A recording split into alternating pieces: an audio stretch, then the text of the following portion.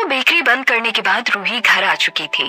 अमर को पता था कि रूही का मूड सही नहीं है, इसीलिए वो कॉफी बनाकर रूही के पास आया और उसे कॉफी देते हुए बोला, लगता है आज मेरी दोस्त का मूड ऑफ है। उसकी बात सुनकर रूही ने एक बार उसकी तरफ देखा और मुस्कुरा दी, लेकिन बोली, कुछ भी नहीं। अमर रूही को देखकर बोला, वैसे मुझे पता नहीं था तुम इतनी अच्छी तरह से बेकरी को हैंडल कर लोगी, लेकिन तुमने सचमुच मुझे प्राउड फील कराया। अमर को पता था कि रूही इस वक्त बहुत अकेला फील कर रही है, इसलिए वो बस रूही से बात करना चाहता था। लेकिन रूही नंदिता की वजह से बहुत दुख में थी। उसने सोचा नहीं था कि नंदिता वादा करने के बाद भी नहीं आएगी। उसने नंदिता को कई बार कॉल किया था, लेकिन उसने नहीं उठाया था। थोड़ी देर अमर से बात करने के बाद रूही आज बिना खाए ही सो गई। अमर ऐसे रूही को परेशान देखकर खुद भी परेशान था। अगले दिन अमर ने रूही को फोन किया कि वो कुछ जरूरी काम से बैंक जा रहा है, इसीलिए बच्चों को वो स्कूल से लेने दोपहर के समय जब बच्चों के स्कूल गई तो वहां चपरासी ने उसे बताया, बच्चे तो पहले ही घर जा चुके हैं। उसकी बात सुनकर रूही को भरोसा नहीं हुआ और वो चपरासी से बोली कि उसे एक बार बच्चों की क्लास में जाकर देखना है। चपरासी उसे बच्चों की क्लास में ले गया, लेकिन सचमुच बच्चे वहां नहीं थे। आरव और अवनी को पूरे स्कूल में ढूंढने के बाद अब रूही परेशान हो गई। उसने तुरंत अमर को फोन लगाया और सारी बात बताई। कुछ देर में अमर उसके पास था। अब वो दोनों पागलों की तरह आरव और अवनी को ढूंढ रहे थे। अमर रोड पर भागते हुए रूही का हाथ पकड़कर बोला, अगर आज समर्थ ने बच्चों के साथ कुछ किया होगा ना, तो देखना मैं उसका क्या हाल करता हूँ। तभी रूही ने देखा कि एक खिलौने की दुकान पर दो बच्चे स्कूल की ड्रेस में खड़े हैं, जिन्हें देखकर वो अमर से इशारा करते हुए बोली, शायद वो आरव और अवनी है।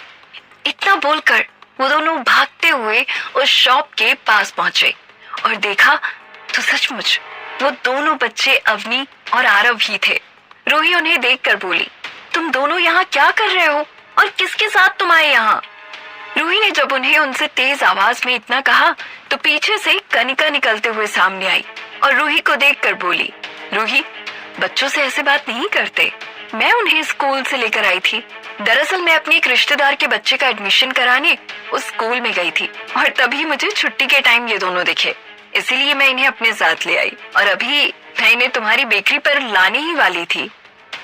रूही कनिका की बात सुनकर आरव और अवनी के हाथ में लिए वो खिलौने को काउंटर पर रखते हुए बोली, कनिका, लेकिन तुम्हें एक बार मुझे बताना चाहिए था। तुम नहीं जानती कि मैं और अमर कितना परेशान हो गए थे बच्चों को स्कूल में ना देखकर। कनिका आरव का हाथ पकड़ते हुए बोली, अब बच्चे तुम्हें मिल गए ना, तो अब उन्हें उनके फेवरेट टॉयज भी लेने दो। देखो रूही, बच्चे बहुत मन से यहाँ आए थे, प्लीज उन्हें मना मत करो। रूही कनिका को देखकर जबरदस्ती हंसते हुए बोली, कनिका, इसकी कोई जरूरत नहीं है, बच्चों के पास खिलौने हैं। कनिका रूही को देखकर बोली, रूही प्लीज, अब मेरे सामने फॉर्मेलिटी करने की कोई जरूरत नहीं। मैं अच्छे से जानती हूँ तुम लोग किस हाल में हो। उसकी बात सुनकर अमर आगे आते हुए बोला, हम जिस भी हाल में हो, लेकिन बच्चों को अच्छे से रख सकते हैं और उनकी जरूरतें पूरी कर सकते हैं। इसके लिए हमें किसी तीसरे का सहारा लेने की जरूरत नहीं है।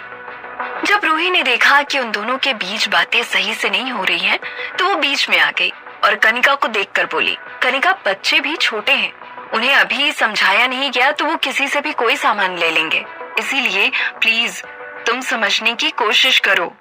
रूही की बात सुनकर कनिका शांत हो गई और अमर रूही को देखकर बोला, चलो घर चलते हैं, वैसे भी काफी देर हो गई है।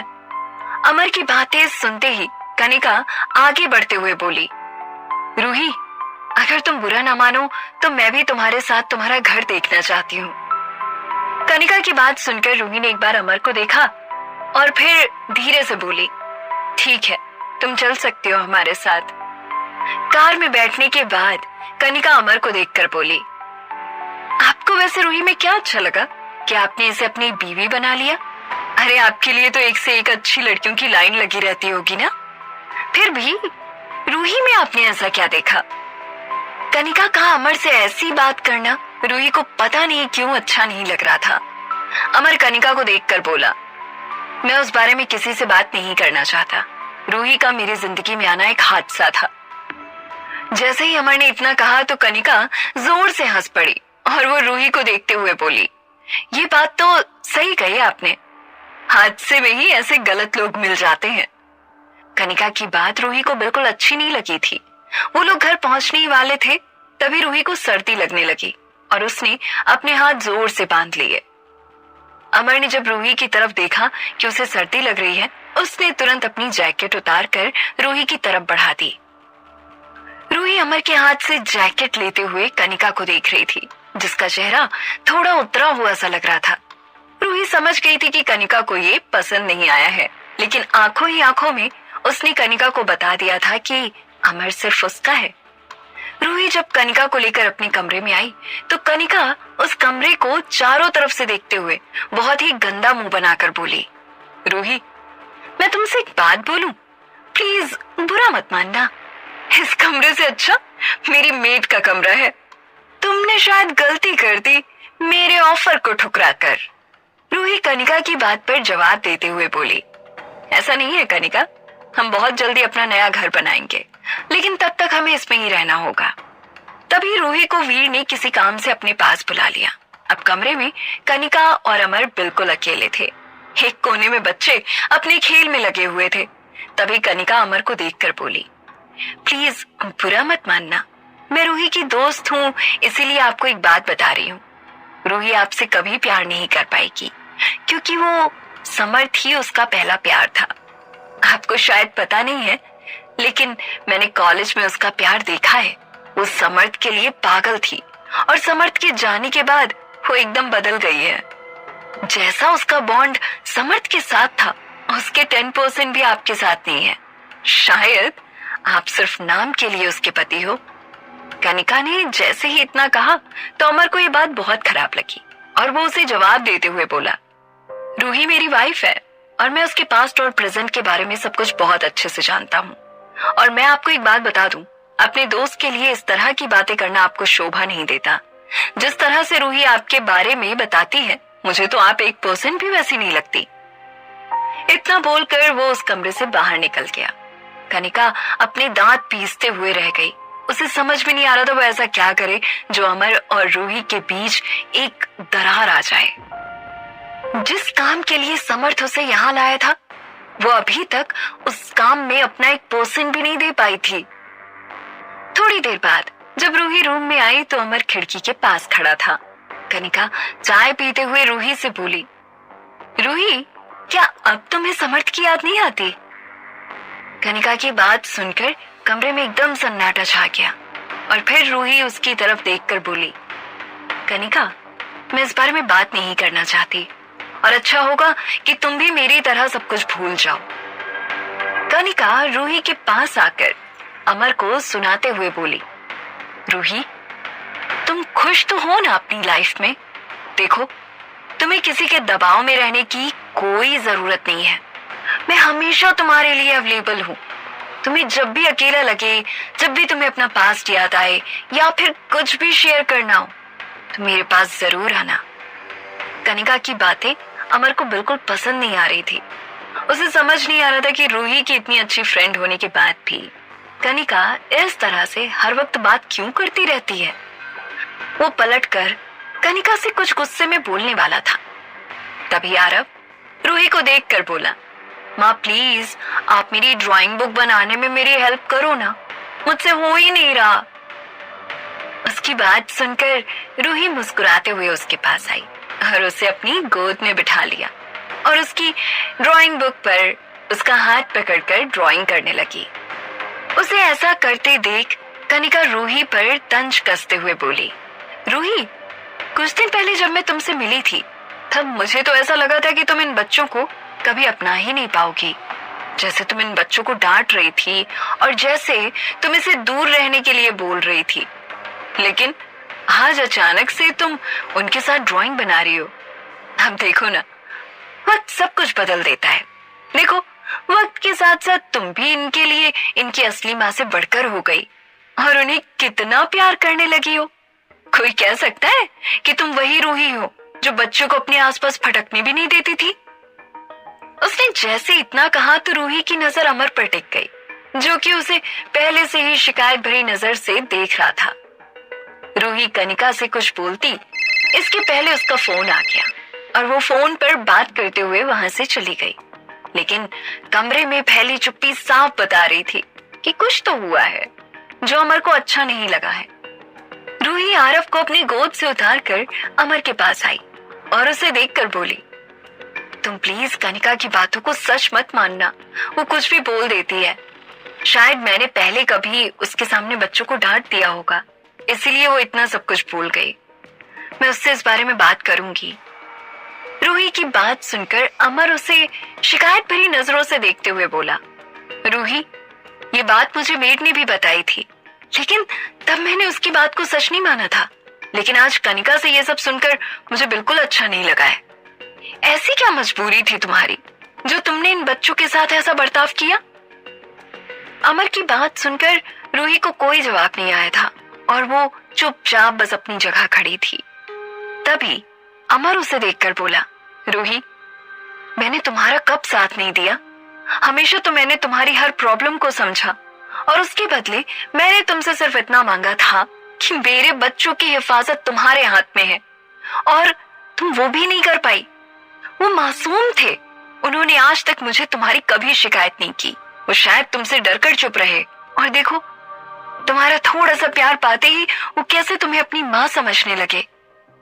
अमर की बात सुनकर रूही को सचमुच बच्चों के लिए बहुत बुरा लग रहा था, लेकिन उसने जो भी किया वो मजबूरी में किया था, क्योंकि वीर समर्थ के पास था और वो समर्थ के हाथों मजबूर थी। क्या कनिका अपने मकसद में कामयाब हो जाएगी, और क्या वो रूही और अमर के बीच की दूरियां बढ़ा देगी? जानने के लिए सुनते रहिए इस कहानी को सिर्फ और कनिका जा चुकी थी, लेकिन वो अपने पीछे कई सवाल छोड़ गई थी। रूही को पता था कि वो अमर से कुछ नहीं बोल पाएगी, इसीलिए वो चुपचाप उठकर कमरे से बाहर चली गई और जाकर बालकनी में खड़ी हो गई। अमर उस वक्त उससे कुछ नहीं बोला और वो भी बच्चों के पास आकर बैठ गया और बड़े प्यार से उनके सिर पर हाथ फेरते हुए उन्हें हक कर लिया। उधर रूही रात को जब कमरे में आई तो उसने देखा कि अमर और बच्चे सो चुके हैं, इसीलिए वो धीरे से अमर के बगल में लेट गई। लेकिन उसकी आंखों से आंसू आ रहे थे। वो सोते हुए बच्चों को देख रही थी और मन ही मन खुद को कोस रही थी कि उसने बच्चों के साथ कितना गलत किया है। रूही अभी रो ही रही थी कि तभी उसकी सिसकियों की आवाज अमर के कानों में गई और वो उठकर बैठ गया। रूही जो कि करवट लेकर लेटी थी, उसके सामने अचानक से अमर आकर बैठ गया। अमर को देखकर रूही ने सोने का नाटक किया और अपनी आंखें बंद कर ली। अमर रूही के कंधे पर हाथ रखते हुए बोला, रूही, मुझे पता है तुम सो नहीं रही हो, मुझे तुमसे बात करनी है, बाहर आओ। इतना बोलकर अमर बालकनी के पास जाकर खड़ा हो गया। कुछ देर बाद रूही भी अमर के पास में ही आकर खड़ी थी। अमर रूही को देखकर बोला, तुम यही सोच रही हो ना कि मैं तुमसे नाराज हूं? देखो रूही, अगर एक बाप की नजर से देखा जाए तो ये बात सच में बहुत हर्ट करती है कि मैंने अपने बच्चों को तुम्हारे भरोसे छोड़ा और तुमने उनके साथ ये सब किया। लेकिन जब मैं तुम्हारी नजर से सभी चीजों को देखने की कोशिश करता हूं, तब मैं सोचता हूं कि जैसे मैं अपने बच्चों की फिक्र कर रहा था, वैसे ही तुम्हें अपने भाई की फिक्र थी। इसीलिए तुम खुद को किसी भी बात का दोषी मत समझो। लेकिन हाँ, जिसने भी ये सब किया है, मैं उसे छोड़ूंगा नहीं। इतना बोलकर वो रूही के पीठ को सहलाते हुए उसकी तरफ बड़े प्यार से देखकर बोला, रूही, रात बहुत हो गई है, अब हमें सो जाना चाहिए। इतना बोलकर वो अंदर चला गया, लेकिन रूही अमर को देखकर मुस्कुरा रही थी।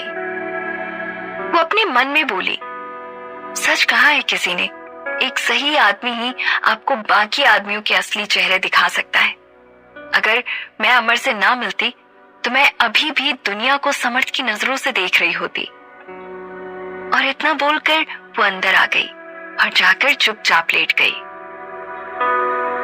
वहीं अवनी और आरव ने रूही को रोते हुए देखा था। आरव सुबह स्कूल की ड्रेस में तैयार होकर अवनी के पास गया और उसे देखकर अपनी मासूम आवाज में बोला, तुमने देखा ना कल माँ कनिका आंटी की वजह से कितना रो रही थी? मुझे बिल्कुल अच्छा नहीं लगा। वो कनिका आंटी हमें उस दिन भी स्कूल से जबरदस्ती अपने साथ ले गई थी। मुझे वो बिल्कुल नहीं पसंद। आरव की बात सुनकर अवनी उसकी तरफ देखते हुए बोली, तुम सही बोल रहे हो आरव, हमारी माँ को रुलाने के लिए उन्हें सजा तो मिलनी चाहिए। अपनी छोटी छोटी उंगलियों को दिखाते हुए अवनी और आरव कनिका को सबक सिखाने के लिए प्लान बना रहे थे। अभी कुछ दिनों पहले तक शायद उन छोटे बच्चों ने सोचा भी नहीं था कि वो कभी रूही के लिए किसी को सबक सिखाएंगे, लेकिन आज वो रूही से और रूही उनसे जुड़ चुकी थी। अभी बच्चे ब्रेकफास्ट करने जा रहे थे कि तभी कनिका अचानक से वहां आ गई। उसे देखकर सभी थोड़ा हैरान हो गए, क्योंकि इतनी सुबह सुबह कनिका का उनके घर आना थोड़ा अजीब था। तभी कनिका उन सभी को देखते हुए बोली, सॉरी, कल मैं अपना पर्स यहाँ भूल गई थी और अभी मैं यहाँ से निकल रही थी तो मुझे याद आया, इसलिए मैं अपना पर्स लेने चली आई। कनिका ने जैसे इतना कहा तो अमर दरवाजे पर ही उसे उसका पर्स देते हुए बोला, ये लो तुम्हारा पर्स, और मुझे नहीं लगता इसकी तुम्हें कोई जरूरत होगी क्योंकि ये पूरा खाली है। जैसे ही अमर ने इतना कहा तो कनिका जबरदस्ती की हंसी हंसते हुए बोली, एक्चुअली ये नया है इसीलिए खाली है, मैंने कल ही लिया था। कनिका ने अमर से झूठ बोल दिया था क्योंकि वो जानबूझकर ये पर्स छोड़कर गई थी, क्योंकि उसे तो दोबारा आने का बहाना चाहिए था। कनिका आरव और अवनी को देखते हुए हंसकर बोली, कितने क्यूट हैं बच्चे, इन्हें देखकर तो मैं तो खुद को रोक नहीं पाती। और इतना बोलते हुए वो अंदर आने लगी और अंदर आकर अवनी और आरव के पास बैठ गई और उन्हें हग कर लिया। अवनी और आरव कनिका से अपना हाथ छुड़ाते हुए दूर हो गए। रूही अभी तक कनिका से कुछ नहीं बोली थी। उसे याद था कल कनिका ने कैसे अमर के सामने इतना सब बोला था। रूही बच्चों को सैंडविच बनाकर जैसे ही देने आई तो कनिका उसके हाथ से सैंडविच की प्लेट लेते हुए बोली, इधर लाओ रूही, मैं बच्चों को ब्रेकफास्ट करा देती हूँ। वैसे भी तुम्हारे पास तो इतना टाइम होगा नहीं कि अपने हाथों से बच्चों को खिला सको। जैसे ही कनिका ने इतना कहा तो रूही और अमर उसे अजीब तरह से देखने लगे। तभी वो दोनों को देखकर मुस्कुरा कर बोली, अरे तुम लोग मुझे ऐसे क्यों देख रहे हो? मैंने सही तो कहा, रूही को बेकरी जाना होगा ना, तो उसके पास इतना टाइम कैसे होगा कि वो बच्चों को अपने हाथ से खाना खिलाए?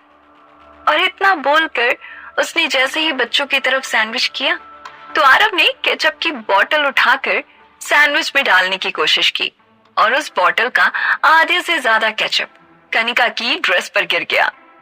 वो उन दोनों बच्चों पर गुस्सा करने ही वाली थी, लेकिन अगले ही पल उसने खुद को संभाल लिया और वो अपने मन का गुस्सा आंखों में भरकर बच्चों को देखकर मुस्कुराते हुए बोली, ये क्या किया बेटा आपने? तभी अवनी कनिका को देखकर बोले, आंटी अब तो आपको चेंज करने अपने घर जाना पड़ेगा। और फिर वो रूही को देखकर बोली, माँ प्लीज हमें सैंडविच खिला दो ना।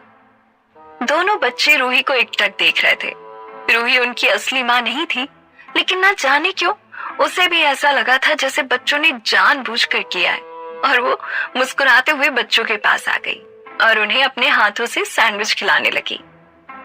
तभी रूही ने देखा कि आरव और अवनी एक दूसरे को देखकर मुस्कुरा रहे हैं। वो समझ गई कि बच्चों ने जरूर कनिका के साथ जानबूझकर ये सब किया है।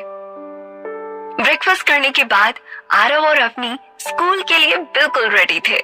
कनिका भी वहां से जा चुकी थी, इसीलिए अमर बच्चों को लेकर उन्हें स्कूल छोड़ने चला गया। बच्चों को स्कूल छोड़ने के बाद जैसे ही बाहर निकला तो उसे मिस्टर कौशिक का कॉल आया और उन्होंने अमर को आज रात अर्जेंट आने के लिए कहा। अमर ने आने के लिए हाँ कर दिया और फोन काट दिया। अमर को अपनी पैकिंग करनी थी, इसीलिए वो आज बच्चों को लेने जाने में थोड़ा लेट हो गया। बच्चे स्कूल के बाहर खड़े अमर का वेट कर रहे थे। तभी उनके पास एक कार आकर रुकी, जिससे कनिका उतरकर उन दोनों के पास आने लगी। वो दोनों कनिका को इतने गुस्से में देखकर डर रहे थे। उन्होंने डर की वजह से एक दूसरे का हाथ पकड़ लिया। तभी कनिका बच्चों के बिल्कुल पास आकर उन्हें आंख दिखाते हुए बोली, आज के बाद अगर ऐसी गलती तुम लोगों ने दोबारा की ना, समझ लेना मुझसे बुरा कोई नहीं होगा और मैं तुम्हारी माँ को ठीक वैसा ही बना दूंगी जैसी वो पहले थी। वो सब कुछ वैसा ही करेगी जैसा कि वो पहले तुम लोगों के साथ करती थी। इतना बोलकर कनिका जोर से बच्चों को पकड़ते हुए बोली, बताओ चाहिए तुम्हें पहले जैसी माँ, चाहिए? कनिका की आवाज इतनी तेज थी कि बच्चे डर से कांप गए और वो ना में सिर हिलाने लगे। कनिका बच्चों के गाल खींचते हुए बोली, आज से बदतमीजी मेरे साथ कभी मत करना, और इतना बोलकर वो वहां से चली गई। उसकी जाते ही अमर वहां आ पहुंचा। अमर बच्चों को देखकर परेशान था क्योंकि वो डर रहे थे। अमर उन दोनों को देखते हुए बड़े प्यार से उनसे बोला, क्या हुआ, तुम दोनों ठीक तो हो ना? इसके बाद बच्चों के माथे पर हाथ रखकर बोला, तुम्हारी तबीयत तो ठीक है ना? तुम दोनों ऐसे डरे हुए क्यों हो? स्कूल में किसी ने कुछ कहा क्या? आरव कुछ बोलता इसके पहले ही अपनी बोल पड़ी, पापा हम थक गए हैं, आपने कितना लेट कर दिया आने में, हम कब से आपका वेट कर रहे थे। बच्चों की बात सुनकर अमर मुस्कुराते हुए बोला, सॉरी मैं अपनी पैकिंग कर रहा था, आज मुझे फिर से काम पर जाना है। इतना बोलकर वो बच्चों को अपने साथ घर ले आया। रूही की बेकरी का केक उस इलाके में फेमस हो चुका था।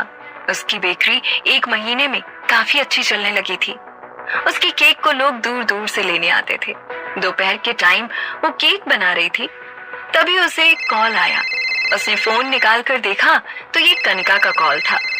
रूही ने फोन देखते ही उसे काट दिया। जैसे ही रूही ने फोन काटा तो अगले ही पल कनिका आकर उसके सामने खड़ी हो गई। कनिका उसे देखकर बोली, रूही तुम मेरा फोन काट रही हो? भला मैंने ऐसा क्या कर दिया? रूही कनिका को देखकर थोड़ा नाराजगी भरे अंदाज में बोली, कनिका तुम जानती हो मेरी लाइफ वैसी नहीं थी जैसे कि तुमने अपनी जिंदगी जी है। तुम्हें मेरे और अमर के रिश्ते के बारे में कुछ भी नहीं पता, लेकिन फिर भी तुमने कल उसके सामने बच्चों वाली बात बोल दी। वो तो अमर मुझे इतना समझता है, वरना उसकी जगह अगर समर्थ होता तो पता नहीं कल क्या हो जाता। कनिका रूही का हाथ पकड़कर बोली, सॉरी रूही, प्लीज मुझे माफ कर दे, लेकिन तू तो जानती है ना कि मैं बचपन से ही ऐसी हूँ, मुंह फट। लेकिन प्रॉमिस अगली बार से ऐसा कुछ नहीं होगा। इतना बोलने के बाद कनिका उसकी तरफ देखते हुए जल्दी में बोली, ये सब छोड़, मैं तुझे इसलिए फोन कर रही थी, मेरे पास एक बड़ा ऑर्डर है तेरे लिए। आज शाम की पार्टी में तेरे यहाँ से केक और पेस्ट्री जानी है। अब जल्दी बता, तो शाम तक 200 लोगों के लिए ये सब कुछ रेडी कर पाएगी कि नहीं? रूही कनिका की बात पर कुछ सोचने लगी और फिर बोली, हाँ मैं रेडी कर दूंगी। कनिका रूही को देखकर बोली, लेकिन हाँ डिलीवरी देने तुझे ही आना होगा, तभी पैसे मिलेंगे। कनिका की बात सुनकर फिर से एक बार रूही कुछ सोचने लगी। तभी कनिका फिर से बोली, जल्दी बता वरना मैं किसी और से बात करूं। रूही कनिका को देखकर जोर से बोली, नहीं नहीं तुम किसी से बात मत करना, मैं रेडी हूँ। मैं शाम को 7 बजे सारे ऑर्डर लेकर तुम्हारे बताए हुए एड्रेस पर आ जाऊंगी। रूही से बात करने के बाद कनिका वहां से निकल गई और वो सीधे नंदिता के एनजीओ पर पहुंच गई, जहां समर्थ पहले से ही मौजूद था। नंदिता गुस्से में कुर्सी पर मुंह बनाकर बैठी थी। समर्थ कनिका को देखकर अपनी ठंडी आवाज में उससे बोला, क्या हुआ, वो मानी कि नहीं? कनिका समर्थ को देखते हुए बोली, भला ऐसे कैसे हो सकता है कि मैं अपनी दोस्त से किसी बात के लिए बोलूं और वो माने ना, और वो भी जब वो बिल्कुल फटे हाल में हो। जैसे ही कनिका ने इतना कहा तो समर्थ मुस्कुराते हुए बोला, मुझे तो लगा था कि तुम्हें ट्रेन करना पड़ेगा, लेकिन तुम तो खुद इतनी होशियार निकली। बस ऐसे ही तुम्हें मेरा कहा हुआ हर काम करवाना है रूही से, और वो दिन दूर नहीं जब प्रॉपर्टी के पेपर मेरे हाथों में होंगे। उसकी बात सुनकर नंदिता अपनी जगह से खड़ी हो गई और गुस्से से ही समर्थ को देखकर बोली, क्या कहा तुमने अभी? प्रॉपर्टी के पेपर तुम्हारे हाथों में होंगे? समर्थ भूलो मत, उनमें मेरा बराबरी का हिस्सा है। समर्थ उन्हें देखकर हंसते हुए बोला, किस बात का बराबरी का हिस्सा? किया ही क्या है आपने? ये सारा खेल मेरा रचाया हुआ है। और हाँ, आप जो बार बार मेरी जान बचाने की बात करती है ना, तो जब आपकी जान पर बनेगी तो मैं भी एक बार आपको बचा लूंगा, लेकिन तब तक के लिए मेरी बॉस बनने की कोशिश मत करो। और इतना बोलकर समर्थ वहां से चला गया। उधर रूही ठीक 7 बजे कनिका के बताए हुए एड्रेस पर अपने सारे पार्सल लेकर निकल गई थी। वो जब उस फार्म हाउस पर पहुंची जहां पर वो पार्टी होनी थी, तो उसे थोड़ा अजीब लगा, क्योंकि यहाँ वो सारे लोग थे जो रूही और कनिका के साथ स्कूल में पढ़ते थे। उन सब के बीच खुद को इस हाल में देखना रूही को अच्छा नहीं लग रहा था। कनिका, जो कि उन स्कूल टाइम के दोस्तों के साथ खड़ी थी, रूही को देखकर उन सब से जोर से बोली, अभी तक तुम लोगों ने फूड डिलीवरी बॉय देखा होगा, आज मैं तुम्हें फूड डिलीवरी गर्ल दिखाती हूँ। वो देखो, अपनी रूही फूड डिलीवरी गर्ल बन चुकी है। और जैसे ही कनिका ने इतना कहा, सभी जोर से ठहाका मारकर हंसने लगे। और ये देखकर रूही को इतनी जलालत महसूस हुई जितनी कि आज तक उसे कभी नहीं हुई थी। आज वो यहाँ आकर पछता रही थी। कैसे अपने दोस्तों का सामना करेगी रूही, और कैसे बाहर आएगा नंदिता का सच रूही के सामने, जानने के लिए सुनते रहिए इस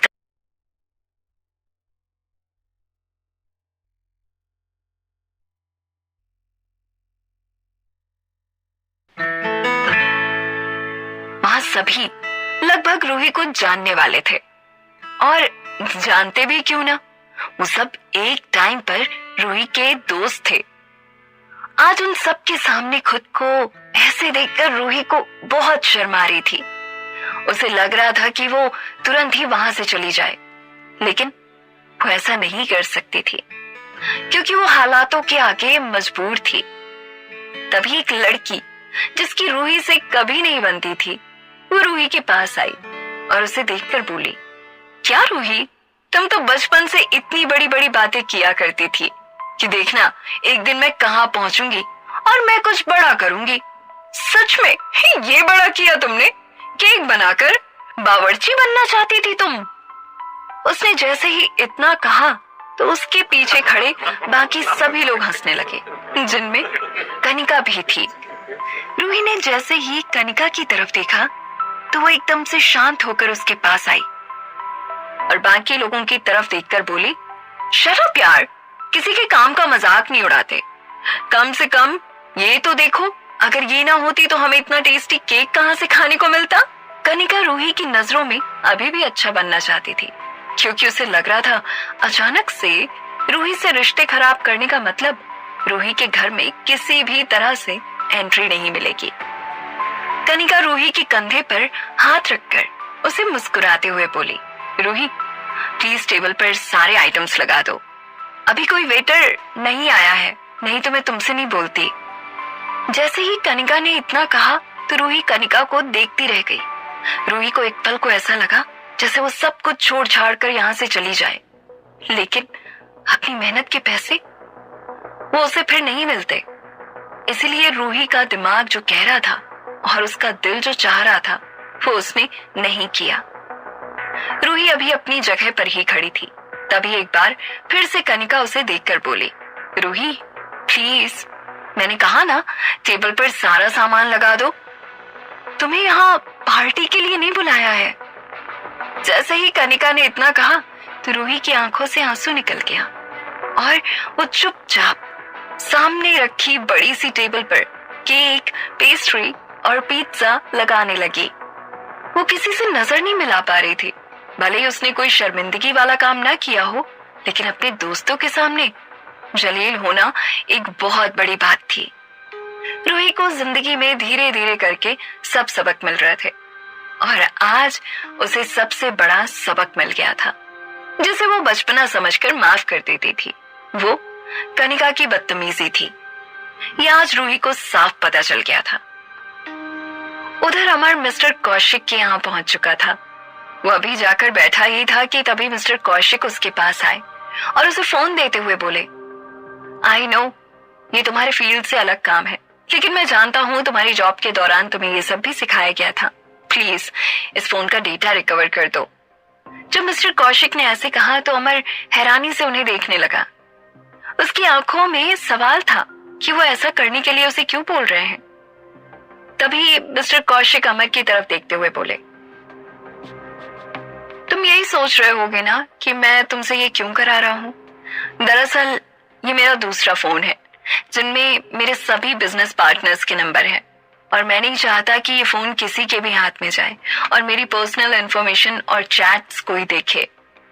अमर 2 मिनट के लिए तो झिझक गया क्योंकि उसे ये सही नहीं लग रहा था, लेकिन फिर उसने मिस्टर कौशिक के ऊपर भरोसा करके उनके हाथ से फोन ले लिया और उसमें कुछ करने लगा। काफी देर की मेहनत के बाद फाइनली पूरा डेटा रिकवर हो गया। वो फोन लेकर थोड़ी दूर ही बने मिस्टर कौशिक के केबिन के पास पहुंच गया। वो केबिन का गेट खोलने वाला था कि तभी उसके कानों में एक आवाज गई। मिस्टर कौशिक अपने सामने बैठे एक आदमी से बोल रहे थे, एक बार ये फोन रिकवर हो जाए फिर हमें सब पता चल जाएगा कि ब्लैक टाइगर हम तक क्या मैसेज भेजना चाहता है। जैसे ही मिस्टर कौशिक ने इतना कहा तो अमर की आंखें चौड़ी हो गई क्योंकि ब्लैक टाइगर तो एक स्मगलर का नाम था जो कि इंटरनेशनल डील्स में इन्वॉल्व होता था। उसका असली नाम आज तक कोई नहीं जान पाया था। अमर 2 पल के लिए वहीं रुक गया और वो उस फोन को वापस लेकर जाने ही वाला था कि तभी उसके दिमाग में एक बात आई। उसे एहसास हुआ कि अब वो अपनी जॉब में नहीं है। वो चाह कर भी कुछ नहीं कर पाएगा और अगर वो फोन लेकर यहाँ से भाग भी जाता है तो वो किसी भी तरफ का नहीं रहेगा क्योंकि उसके ऑफिस वाले उसकी कोई बात नहीं सुनेंगे और मिस्टर कौशिक का भरोसा तो टूट ही जाएगा। इसीलिए वो मिस्टर कौशिक के ऑफिस में आ गया। मिस्टर कौशिक के सामने एक अंग्रेज बैठा था जिसे देखकर अमर का शक और यकीन में बदल गया कि ये ब्लैक टाइगर से जुड़े किसी आदमी का फोन है। मिस्टर कौशिक अमर को वहां देखकर थोड़ा हड़बड़ा गए और फिर उसके हाथ से फोन लेते हुए बोले, पूरा डेटा रिकवर किया है ना? अमर ने धीरे से हाँ में सिर हिलाया, लेकिन उसकी नजर सामने बैठे अंग्रेज पर थी जो कि अमर को बड़े ध्यान से देख रहा था। अमर बार बार याद करने की कोशिश कर रहा था कि उसने इसे कहीं तो देखा है, लेकिन उसे याद नहीं आ रहा था। तभी मिस्टर कौशिक अमर की तरफ देखते हुए बोले, थैंक यू अमर, अब तुम जाकर अपना काम करो। और उनके ये कहते ही अमर केबिन से बाहर आ गया। लेकिन आज पहली बार मिस्टर कौशिक के लिए उसके मन में एक शक उतर गया था कि वो एक ऐसे आदमी से क्यों बातें कर रहा है जिसका लेना देना एक गलत व्यापार से है। उधर कनिका की पार्टी अभी खत्म नहीं हुई थी। रात के 10 बज रहे थे।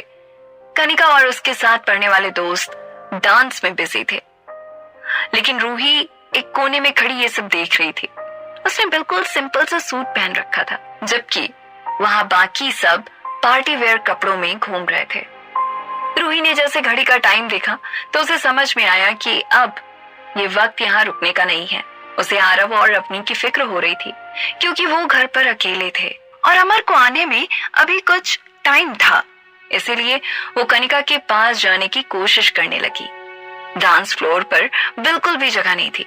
रूही धीरे धीरे करते हुए कनिका के पास पहुंची और तेज म्यूजिक में कनिका के कान में जोर से बोली, कनिका मुझे जाना होगा, बच्चे घर पर अकेले हैं, प्लीज मेरा पेमेंट करवा दो। रूही ने जैसे इतना कहा तो कनिका चिल्लाते हुए बोली, रूही तुम्हें समझ नहीं आता यहाँ पार्टी चल रही है, हम लोग यहाँ एंजॉय कर रहे हैं, जाओ अपना जो पेमेंट है जाकर उससे लो जिसकी ये पार्टी है, ये पार्टी मेरी नहीं है। रूही कनिका की तरफ देखकर बोली, लेकिन कनिका मैं तो तुम्हारे बुलाने पर यहाँ आई थी, मेरी बात तो तुमसे हुई थी ना, जब ऑर्डर तुमने दिया था तो पेमेंट भी तुम ही करोगी ना। जैसे ही रूही ने इतना कहा तो कनिका ने गुस्से से उसकी तरफ देखा और उसका हाथ पकड़कर डांस फ्लोर से उतर आई। कनिका ने ड्रिंक कर रखी थी, इसीलिए अब वो ज्यादा देर तक खुद को कंट्रोल नहीं कर सकती थी, इसीलिए उसके अंदर का गुस्सा निकल ही आया। उसने डीजे से म्यूजिक स्टॉप करने के लिए कहा और अपने पर्स को ढूंढते हुए रूही से गुस्से से बोली, तुम्हें इतना तो सोचना चाहिए था ना कि मैं तुम्हारी दोस्त हूँ, पैसे तुम कल भी ले सकती थी, मेरे मूड की ऐसी तैसी कर दी तुमने। इतना बोलकर कनिका गुस्से से इधर उधर अपना पर्स ढूंढ रही थी। तभी उसे एक चेयर के पास अपना पर्स रखा दिखा। उसने गुस्से से उसे उठाया और पर्स में जितने भी पैसे थे रूही की तरफ फेंकते हुए बोली, ये लो अपने ऑर्डर के पैसे और चली जाओ यहाँ से। रूही ने अपनी आंखों में आंसू भरकर एक बार सबकी तरफ देखा। सभी उसको घूर रहे थे। रूही को अपनी बेइज्जती महसूस हो रही थी और उसे लग रहा था उसने यहाँ आकर बहुत बड़ी गलती कर दी है। रूही रोते हुए उन पैसों को गिनने लगी क्योंकि उसे ऐसा लग रहा था ये पैसे ज्यादा हैं और वो कनिका से ज्यादा पैसे नहीं ले सकती थी। रूही को ऐसा करता देखकर कनिका उसकी तरफ देखकर फिर से गुस्से में बोली, बाकी के पैसे टिप समझ कर रख लेना, लेकिन अभी मेरा मूड मत खराब करो, मैं इस वक्त पार्टी के मूड में हूँ। और इतना बोलकर उसने डीजे से म्यूजिक चालू करने के लिए कहा और खुद वहां से चली गई। रूही को सब घूरते हुए उसके पास से गुजर रहे थे।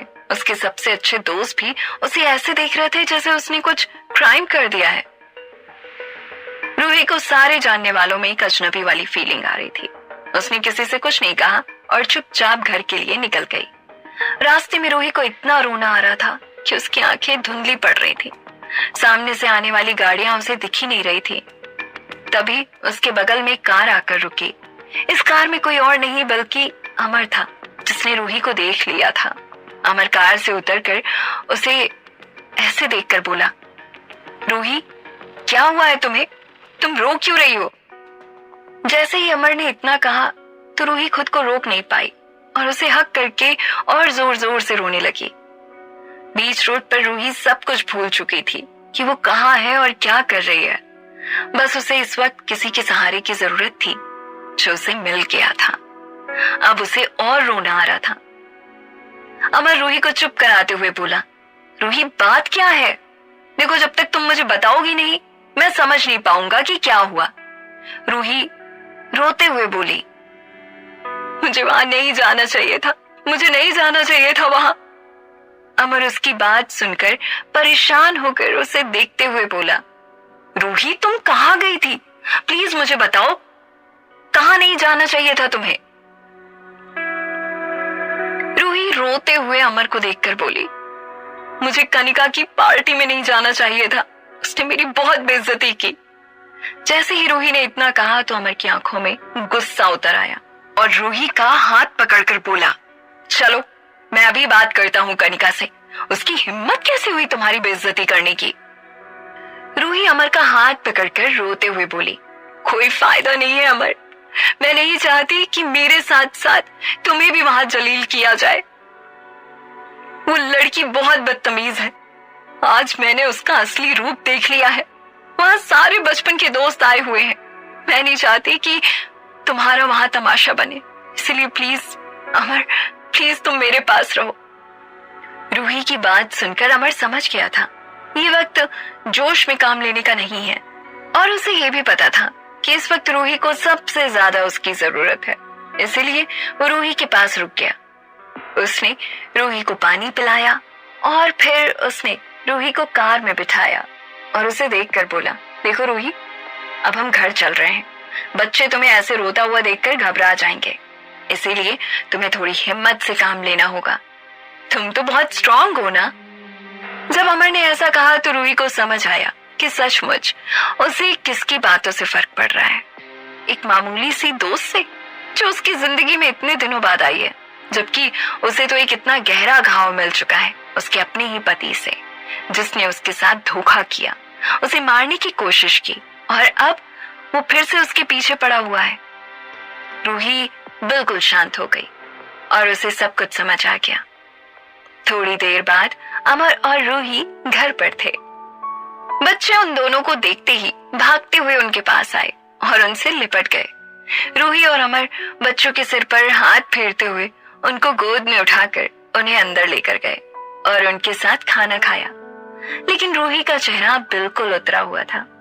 ये देखकर आरव रूही को देखकर बोला, माँ क्या हुआ है आपको, आप सैड हो?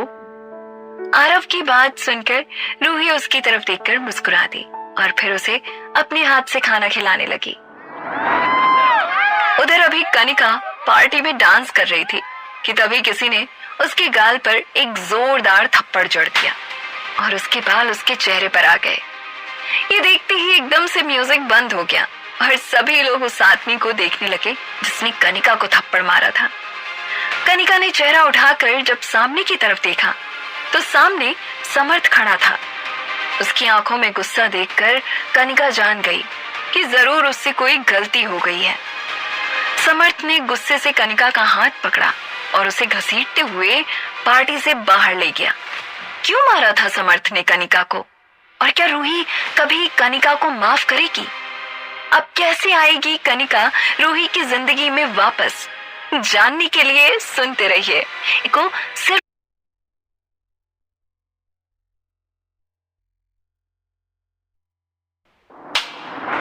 कनिका बाहर आते ही समर्थ को देखकर चिल्लाते हुए बोली, तुम्हारी हिम्मत कैसे हुई मुझ पर हाथ उठाने की? तुम जानते नहीं हो मैं कौन हूँ और मेरा बाप कौन है। समर्थ कनिका को देखकर गुस्से में बोला, मैं तो ये सब बहुत अच्छे से जानता हूँ कि तुम क्या हो, लेकिन तुम्हारा बाप कौन है ये तुम्हें अपनी माँ से पूछना पड़ेगा। समर्थ की बात सुनते ही कनिका की तन बदन में आग लग गई और उसका वो गला पकड़ते हुए बोली, समर्थ अपनी लाइन क्रॉस मत करो वरना मैं अपना असली रंग तुम्हें दिखा दूंगी। समर्थ कनिका का हाथ पकड़कर उसे मरोड़ने लगा और कनिका दर्द से कराहने लगी। समर्थ उसका हाथ मरोड़कर उसके बिल्कुल पास आकर बोला, मैंने तुमसे मना किया था ना कि कुछ भी मत ऐसा करना जिससे कि तुम रूही से दूर हो जाओ, लेकिन आज तुमने नशे की हालत में सब खराब कर दिया। तुम्हें इस प्लान में लाना अब किसी काम का नहीं रहा। इतना बोलकर वो उसे धक्का देते हुए बोला, कल मैं दिन में तुम्हारे पास आऊंगा और तुम्हारा हिसाब करके तुम्हें यहाँ से दफा करूंगा। इतना बोलकर वो वहां से चला गया। कनिका को ज्यादा कुछ समझ नहीं आ रहा था क्योंकि वो इस वक्त नशे की हालत में थी। वो बस ये जान गई थी कि उससे कुछ गलत हुआ है। थोड़ी देर में वो भी कार में बैठकर अपने घर के लिए निकल गई।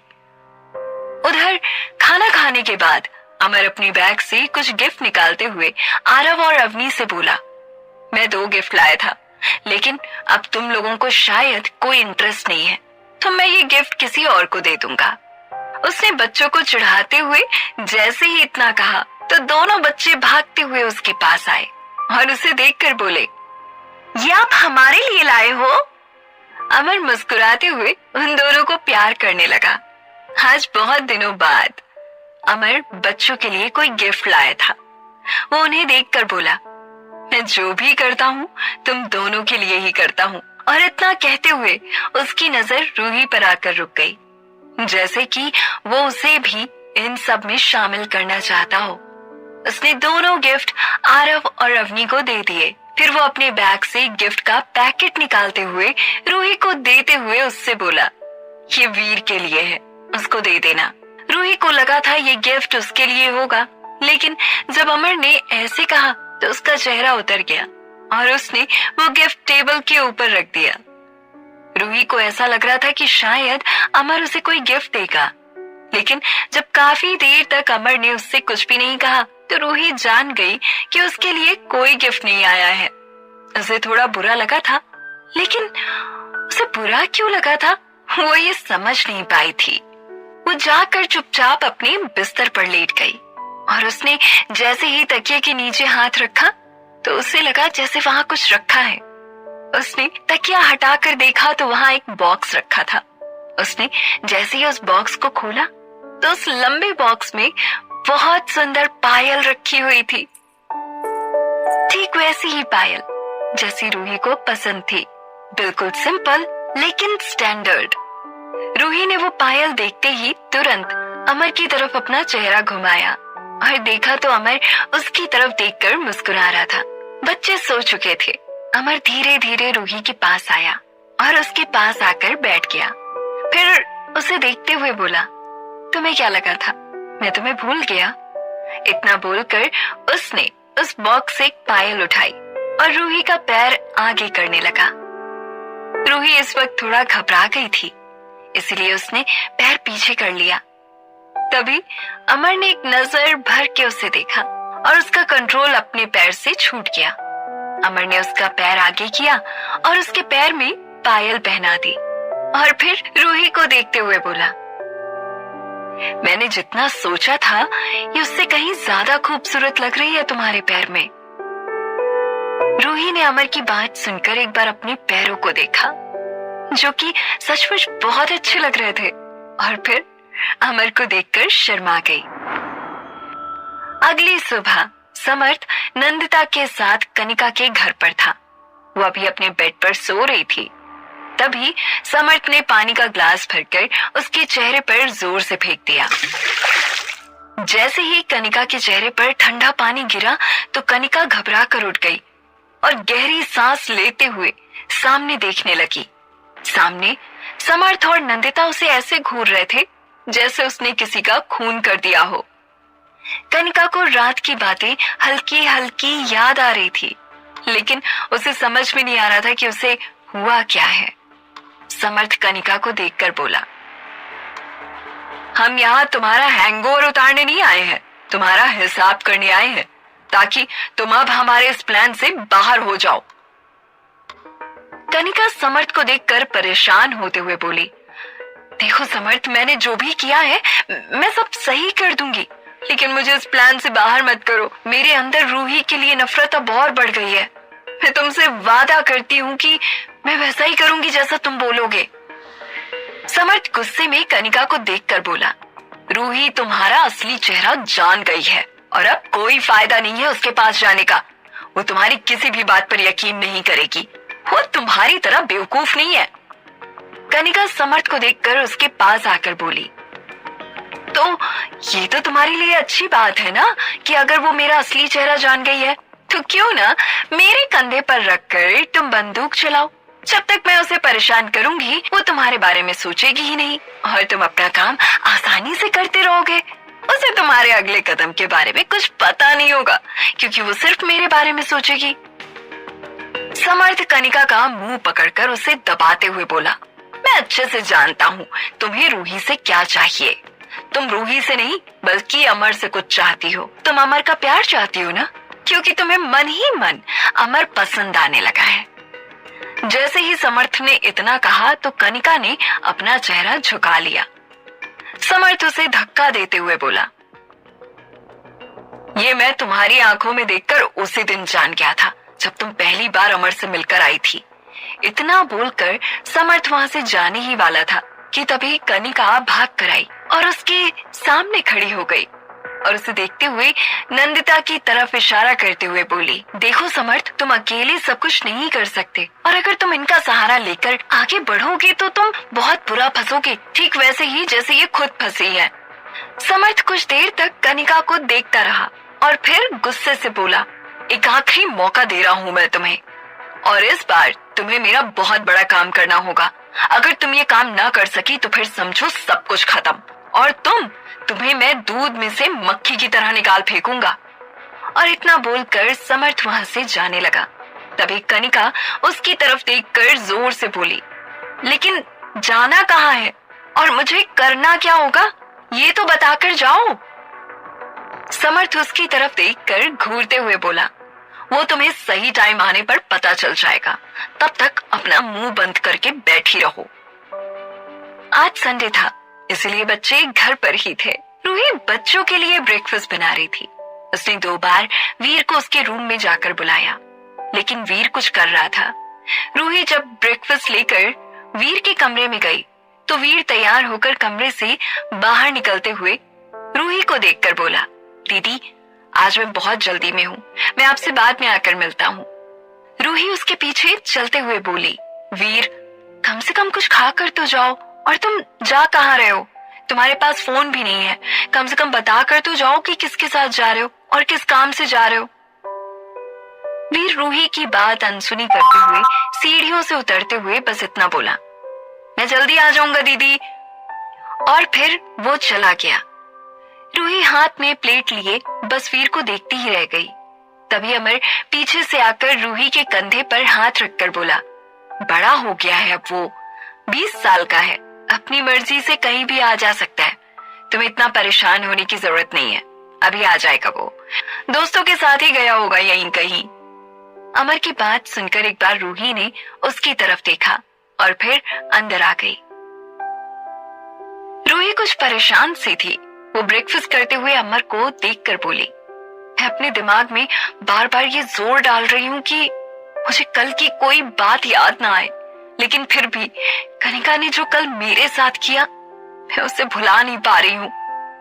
जैसे ही रूही ने इतना कहा तो अमर उसके हाथ पर अपना हाथ रखते हुए बोला, मुझे ऐसा लगता है कि कनिका को तुमसे नहीं बल्कि तुम्हारी चीजों से प्रॉब्लम है।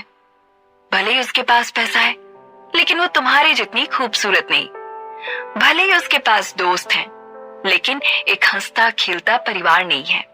उसके पास प्यार करने को कोई नहीं है और इसीलिए जब वो तुम्हें कम पैसे और इस हाल में भी खुश देखती है तो वो खुद को रोक नहीं पाती है और तुम्हें नीचा दिखाने की कोशिश करती है। रूही को अमर की बात समझ आ गई थी, लेकिन उन दोनों की ये बातें आरव और अवनी ने भी सुन ली थी। रूही की बात सुनकर आरव अवनी से बोला, इस बैड आंटी को तो मैं मजा चखाऊंगा। ये बोलकर दोनों ने एक दूसरे को हाई फाई किया। जब उन्होंने अपना सिर उठाकर देखा तो अमर उन्हें ही देख रहा था। अमर ने उन्हें देखते हुए कहा, क्या बात हो रही है दोनों में इतनी चुपके चुपके? अवनी ने हड़बड़ा कर कहा, वो हम तो ऐसे ही स्कूल की बात कर रहे थे पापा। बच्चे और अमर मिलकर संडे एंजॉय कर रहे थे और रूही को थोड़ी देर में बेकरी के लिए निकलना था, इसीलिए वो जल्दी जल्दी घर का काम कर रही थी। तभी टेबल पर रखा रूही का फोन बजने लगा। रूही ने अपने हाथ पोंछे और फोन के पास गई, लेकिन जब उसने फोन में देखा तो एक अननोन नंबर से कॉल था। वो अननोन नंबर देखते ही समझ गई कि जरूर समर्थ किसी दूसरे नंबर से उसे फोन कर रहा है, इसीलिए उसने फोन को काट दिया और दोबारा अपने काम में लग गई। लेकिन फिर से एक बार उसी नंबर से कॉल आने लगा। रूही गुस्से से फोन को देखते हुए स्विच ऑफ करने वाली थी कि तभी अमर उसे देखकर बोला, रूही फोन उठा लो, पता नहीं किसका फोन होगा। रूही अमर को देखकर गुस्से में बोली, और किसका होगा, वो समर्थ फोन कर रहा होगा नंबर बदलकर। अमर रूही को देखकर बोला, तो तुम्हें उसका भी फोन उठाना चाहिए, उसकी हर बात में हमारे लिए कोई ना कोई क्लू होता है। जैसे ही अमर ने इतना कहा तो रूही ने फोन उठा लिया, लेकिन जब उसने फोन उठाया तो उधर से समर्थ नहीं बल्कि कोई दूसरा आदमी बोला। वो आदमी थोड़ा जल्दी में लग रहा था और उसके आसपास से ट्रैफिक की आवाज आ रही थी। वो रूही से तेज आवाज में बोला, आप वीर की बहन रूही बोल रही हैं? रूही हैरान होते हुए झिझक कर बोली, जी मैं रूही बोल रही हूँ, लेकिन आप कौन? तभी वो आदमी जल्दी में रूही से बोला, आपके भाई वीर ने बेहोशी की हालत में नंबर बताया, उसका एक्सीडेंट हो गया है, हम उसे सिटी हॉस्पिटल लेकर जा रहे हैं, आप जल्द से जल्द वहां पहुंचिए। जैसे ही रूही ने ये सुना उसके हाथ से फोन छूटकर नीचे जमीन पर गिर गया और वो बदहवास सी जमीन में बैठ गई। अमर उसे पकड़ते हुए बोला, क्या हुआ रूही, किसका फोन था? रूही कुछ बोल नहीं पा रही थी। अमर ने जब रूही से 3-4 बार पूछा और वो कुछ नहीं बोली तो अमर ने फोन उठाया और उसी नंबर पर फिर से फोन किया, लेकिन वो फोन कनेक्ट नहीं हुआ। तभी रूही अपने कपकपाते हुए होठों से बोली, वीर का एक्सीडेंट हो गया है, हमें हॉस्पिटल पहुंचना होगा। जैसे ही रूही ने इतना कहा तो अमर सन्न रह गया, लेकिन 2 ही मिनट में वो समझ गया और वो रूही का हाथ पकड़कर उसे उठाते हुए बोला, रूही जल्दी चलो, वीर वहां अकेला है, उसके पास अपना कोई नहीं है। अमर ने रूही को जल्दी से कार में बिठाया, लेकिन अगले ही पल उसे याद आया कि बच्चों के पास भी कोई नहीं है, इसीलिए उसने बच्चों को भी अपने साथ कार में बिठा लिया और सिटी हॉस्पिटल के लिए निकल गया। रूही बदहवास सी बस रोई जा रही थी और अमर कार चला रहा था, लेकिन रूही के पास आरव और अवनी थे जो उसे शांत करने की कोशिश कर रहे थे। उधर कनिका अपने फोन में समर्थ का नंबर मिलाते हुए उसके फोन उठाते ही चहक कर बोली, काम हो गया है और इस बार मैंने कोई गलती नहीं की है। आखिर क्या हुआ था वीर को? कहीं ये किसी अनहोनी का इशारा तो नहीं था? और क्या ये सब कनिका ने किया था? इन सभी सवालों के जवाब जानने के लिए सुनते रहिए कोई मुझको यूं मिला है। कनिका ने जब समर्थ को खुश होकर कॉल किया और जैसे ही समर्थ ने दूसरी ओर से फोन उठाया, कनिका ने चहक कर समर्थ से कहा, काम हो गया है और इस बार मैंने कोई गलती नहीं की है। कनिका ने जब समर्थ को खुश होकर कॉल किया और जैसे ही समर्थ ने दूसरी ओर से फोन उठाया, कनिका ने चहक कर समर्थ से कहा, काम हो गया है और इस बार मैंने कोई गलती नहीं की है। दूसरी ओर समर्थ ने भारी भरकम आवाज में कहा, क्या तुम्हें इस बात का यकीन है? कनिका ने अपना होंठ एक और ऊपर उठाते हुए कहा, समर्थ, अब कुछ ही देर में तुम्हें वीर की मौत की खबर मिल जाएगी। शायद वो अब तक मर भी गया होगा। दूसरी ओर समर्थ ने अपनी गुस्से भरी आवाज में कहा, बेवकूफ औरत, तुम्हारा दिमाग खराब है। तुम्हें ये भी पक्का पता नहीं है कि वीर मर गया है या नहीं, और तुम खुश हो रही हो। देखो कनिका, वो प्रॉपर्टी के पेपर्स हर हाल में मुझे चाहिए। उसके बाद तुम खुशी मनाओ या गम, मुझे फर्क नहीं पड़ता। अगर मेरा काम तुम्हारी वजह से खराब हुआ तो तुम सोच भी नहीं सकती कि मैं तुम्हारे साथ क्या करूंगा। कनिका ने दूसरी ओर से कहा, देखो समर्थ, मुझे पता है मैं उस रूही को बर्बाद कर दूंगी और तुम्हारा काम भी कर दूंगी, पर मुझे भी उस प्रॉपर्टी में हिस्सा चाहिए। कनिका की बात पूरी होने से पहले ही समर्थ ने लगभग चीखते हुए कहा, हिस्सा चाहिए? तुमने अभी एक काम भी ढंग से नहीं किया है और तुम्हें हिस्सा चाहिए? लगता है तुम्हारा नशा अब तक उतरा नहीं है। पहले जाकर अपना नशा उतारो, हम उसके बाद बात करेंगे। कनिका ने दूसरी ओर से लगभग गिड़गिड़ाते हुए कहा, देखो समर्थ, मेरे पापा का बिजनेस डूबने की कगार पर है। मुझे पैसों की सख्त जरूरत है और बदले में तुम जो कहोगे मैं वो हर काम करने को तैयार हूँ। दूसरी ओर समर्थ ने चीखते हुए कहा, पहले जो कहा है वो काम तो पूरा कर लो। एक काम तो तुमसे ढंग से होता नहीं और तुम्हें हिस्सा चाहिए। ये बोलकर समर्थ ने फोन काट दिया।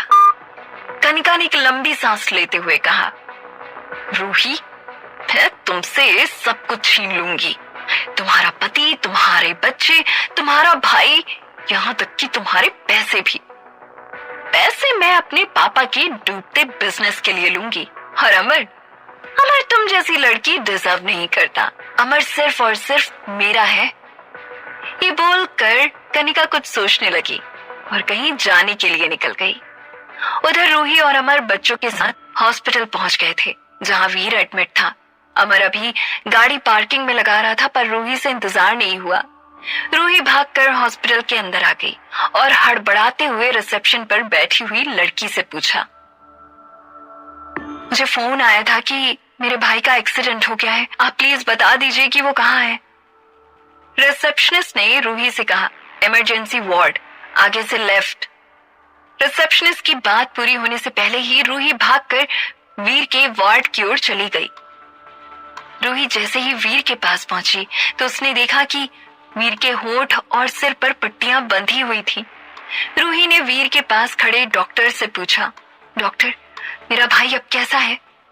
डॉक्टर ने रूही की ओर देखकर गंभीर आवाज में कहा, देखिए, घबराने की कोई बात नहीं है। आपका भाई अब खतरे से बाहर है। हमें बस इसके होश में आने का इंतजार है। Please excuse me. ये बोलकर डॉक्टर वहां से चला गया। रूही ने जब ये सुना तो उसे थोड़ा सुकून मिला। फिर वो वीर के बेड के पास बैठ गई। तब तक अमर और बच्चे भी वहां आ चुके थे। जब अमर ने यह सुना कि वीर अब खतरे से बाहर था तो उसने रूही के कंधे पर हाथ रखते हुए कहा, तुम परेशान नहीं हो। डॉक्टर ने कहा ना कि अब वीर खतरे से बाहर है। अमर को देखकर रूही ने भी हाँ में अपना सिर हिला दिया। अमर भी बच्चों को लेकर पास पड़ी बेंच पर बैठ गया। तभी रूही के फोन पर कोई मैसेज आया। रूही ने जब अपने फोन में आया हुआ मैसेज देखा तो उसकी आंखें फटी की फटी रह गई। वो कभी अपने फोन को देखती और कभी सामने बैठे अमर को। रूही उठकर अमर के पास आई और फिर वो अमर को बच्चों से दूर एक कोने में ले गई। अमर को ये थोड़ा अजीब लगा। अमर ने रूही से पूछा, क्या बात है रूही, तुम मुझे ऐसे क्यों लेकर आई हो? सब ठीक तो है ना? अमर के ये कहते ही रूही ने अपना फोन उसके सामने कर दिया और कहा, पहले आप बताइए, आप ठीक हैं? मैं इसका क्या मतलब समझूं? जैसे ही अमर ने रूही के फोन में देखा तो वो भी हैरान रह गया। वो एक फोटो थी जिसपे अमर और कनिका एक साथ एक दूसरे के करीब थे। अमर ने जैसे ही ये फोटो देखा उसे समझ नहीं आ रहा था कि ये सब चल क्या रहा था। अमर ने कंफ्यूज होते हुए कहा, ये फोटो ये तुम्हें कहाँ मिली? और ये रूही को कहीं ना कहीं इस बात पर यकीन था कि ये फोटो झूठी थी, पर अमर के बौखलाए चेहरे को देखकर रूही को बहुत दुख हो रहा था। उसे ऐसा लग रहा था जैसे उसके दिल पर सैकड़ों सुइयां एक साथ चुभो दी गई थी। रूही को डाउट होने लगा था कि जैसे अमर उससे कुछ छुपा रहा था। रूही की आंखें भर गई। उसने दोबारा अमर से पूछा, ये फोटो मुझे कहाँ मिली, किसने दी, इससे क्या फर्क पड़ता है? आप मुझे बताइए ना कि इस फोटो का क्या मतलब है। अमर ने रूही से कहा, मुझे इस फोटो के बारे में कुछ भी नहीं पता। क्या तुम्हें मुझ पर भरोसा नहीं है? अमर की ये बातें सुनकर रूही का दिल बहुत दुख रहा था। उसने अमर की बात सुनकर अमर से कहा, बात भरोसे की नहीं है, सच्चाई की है।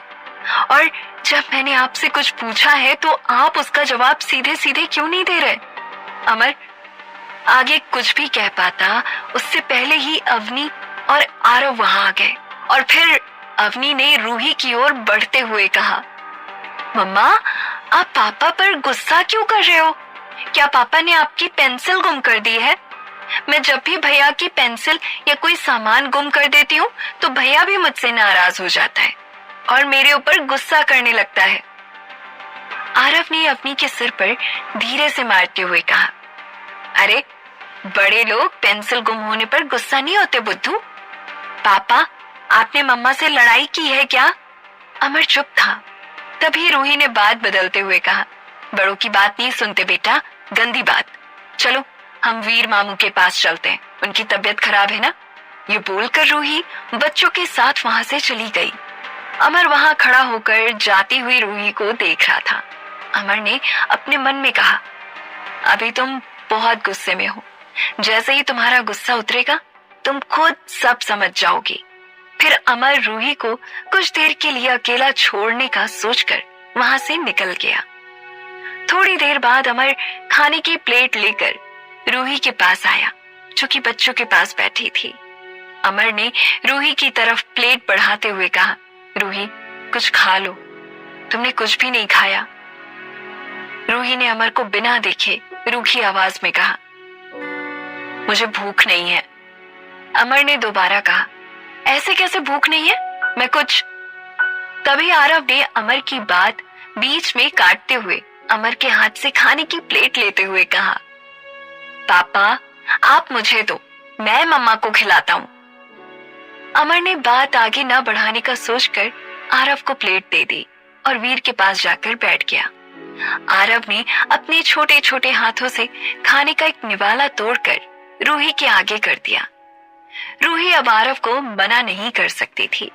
उसकी आंखों में आंसू आ गए और उसने आरव के हाथ से खाना खाते हुए कहा, थैंक्स बेटा। आरव ने रूही के गालों से आंसू की बूंद को पोंछते हुए कहा, आप परेशान मत हो मम्मा, वीर मामू जल्दी ठीक हो जाएंगे। आरव की मासूमियत से भरी बातों को सुनकर रूही ने उसे गले लगा लिया। थोड़ी ही देर में वीर को होश आ गया। डॉक्टर ने वीर को चेक किया और उसे रेस्ट करने का बोलकर वहां से चले गए। अमर भी आरव और अवनी को लेकर कैंटीन गया था। डॉक्टर के जाने के बाद रूही वीर के पास बैठ गई और उसके हाथ को अपने हाथ में लेकर कहा, वीर ये सब अचानक कैसे हो गया, तू ठीक तो है ना? रूही को परेशान देखकर वीर ने धीमी आवाज में कहा, मैं ठीक हूं दीदी, तुम परेशान मत हो। पर एक बात है जो मुझे अजीब लगी। मुझे जिस गाड़ी ने टक्कर मारी थी वो गाड़ी एक आदमी चला रहा था जिसे मैंने कहीं देखा है, पर मुझे याद नहीं आ रहा कि मैंने उसे कहाँ देखा था। फिर कुछ सोचते हुए वीर ने कहा, हाँ याद आया, मैं जब समर्थ के चंगुल से भागा था तो उस समय जिन आदमियों ने मुझे पकड़ने की कोशिश की थी, यह आदमी उनमें से एक था। ये सुनते ही रूही कुछ सोच में पड़ गई। उसे समझते देर नहीं लगी कि ये काम समर्थ ने करवाया था। रूही का चेहरा गुस्से से लाल हो गया था। उसने वीर से कहा, तू यहीं आराम कर, मैं आती हूँ। ये बोलकर रूही वहां से निकल गई। रूही के जाने के बाद अमर वहां बच्चों के साथ आया और जब उन्होंने रूही को वहां नहीं देखा तो आरव ने वीर से पूछा, वीर मामू, माँ कहाँ है? अमर भी वीर की ओर देख रहा था। वीर ने अमर से कहा, मुझे नहीं मालूम कि दी कहाँ है। उन्होंने मुझे थोड़ी देर में आने का कहा और चली गई। अमर परेशान होकर रूही को फोन कर रहा था, पर रूही अपना फोन नहीं उठा रही थी। अमर ने परेशान होकर कहा, आखिर कहाँ हो रूही तुम? मेरा फोन क्यों नहीं उठा रही हो? तभी अवनी ने अपनी प्यारी सी आवाज में कहा, ओहो पापा, मम्मा इज अ बिग गर्ल। आप तो ऐसे परेशान हो रहे हो जैसे मम्मा कोई छोटी सी बेबी हो मेरी तरह। परेशान मत हो, मम्मा आ जाएगी। अवनी की ये बात सुनकर सब हंसने लग गए। उधर रूही समर्थ के घर के बाहर आ गई थी। रूही ने गुस्से से कहा, समर्थ, अगर इन सब में तुम्हारा हाथ हुआ तो मैं तुम्हें आज जिंदा नहीं छोड़ूंगी। ये सोचते हुए रूही जैसे ही समर्थ के घर के अंदर जाना चाहती थी, तभी उसकी नजर खिड़की पर गई और उसने देखा कि समर्थ किसी औरत से बात कर रहा था जिसका चेहरा ढका था। रूही बाहर एक पेड़ के पीछे छिप गई। थोड़ी देर बाद वो औरत मुंह ढककर वहां से निकली। रूही ने मन में कहा, ये औरत कौन है और ये समर्थ के साथ क्या कर रही है? मुझे पता लगाना होगा। ये सोचकर रूही उस औरत का पीछा करने लग गई। तभी रूही का फोन वाइब्रेट हुआ। रूही ने देखा तो फोन अमर का था। रूही ने फोन को दोबारा अपने बैग में रख लिया और उस औरत का पीछा करने लगी। कुछ दूर चलने के बाद रूही ने देखा कि वो औरत एक ऑटो में बैठकर कहीं निकल रही थी। रूही ने भी एक ऑटो को रोककर कहा, भैया, वो सामने जो ऑटो जा रहा है उसके पीछे चलना है। वो ऑटो जहां जा रहा था, रूही को वो रास्ता जाना पहचाना लग रहा था। थोड़ी ही देर में वो ऑटो नंदिता के एनजीओ के सामने आकर रुक गया। रूही ये देखकर हैरान रह गई। रूही ने खुद से कहा, ये औरत माँ के एनजीओ के सामने क्या कर रही है? कहीं माँ? कुछ सोचते हुए रूही ने अपने ही सिर पर एक चपत लगाते हुए कहा, नहीं रूही, माँ का इन सब से क्या वास्ता होगा? तू भी ना, तू अपनी माँ पर कैसे शक कर सकती है? उन्होंने बचपन से तुझे कितना प्यार किया है। सौतेली माँ होने के बावजूद नंदिता ने कभी भी वीर और रूही से सौतेला व्यवहार नहीं किया था। रूही और वीर खुद को बहुत भाग्यशाली समझते थे कि उनकी सगी माँ के गुजर जाने के बाद उन्हें कभी नहीं लगा कि नंदिता उनकी सौतेली माँ थी। पर रूही और वीर को कहाँ पता था कि ये सब नंदिता की एक चाल थी। रूही अपनी आंखों के सामने जो नजारा देख रही थी, कहीं न कहीं उसका दिल ये मानने को तैयार नहीं हो रहा था कि नंदिता कभी उनके साथ कुछ गलत कर सकती थी। इसीलिए खुद को यकीन दिलाने के लिए कि उसकी नंदिता माँ गलत नहीं थी, रूही एनजीओ के अंदर जाने का सोचने लगी। रूही इसी कश्मकश में थी कि ऑटो वाले ने कहा, मैडम, पैसे। ऑटो वाले की आवाज सुनकर रूही जैसे होश में आई और फिर उसने ऑटो वाले को पैसे दिए और उतरकर सीधे नंदिता के एनजीओ की ओर चली गई। इस समय रूही के दिल की धड़कन बहुत तेज हो गई थी। उसके हाथ पैर कांप रहे थे। रूही जैसे ही एनजीओ के अंदर गई, सामने का नजारा देखकर उसकी आंखें फटी की फटी रह गई। उसके पैर बर्फ की तरह वहीं जम गए। वो अपने पैर आगे तो बढ़ाना चाह रही थी, पर बढ़ा नहीं पा रही थी। आखिर ऐसा क्या देख लिया था रूही ने? क्या रूही को नंदिता की सच्चाई पता लग जाएगी? आखिर किसने भेजी थी रूही को वो तस्वीरें? क्या अमर और रूही के बीच की ये नाराजगी दूर होगी? आखिर क्या करेगी कनिका अमर को पाने के लिए? इन सभी सवालों के जवाब जानने के लिए सुनते रहिए ये कहानी सिर्फ और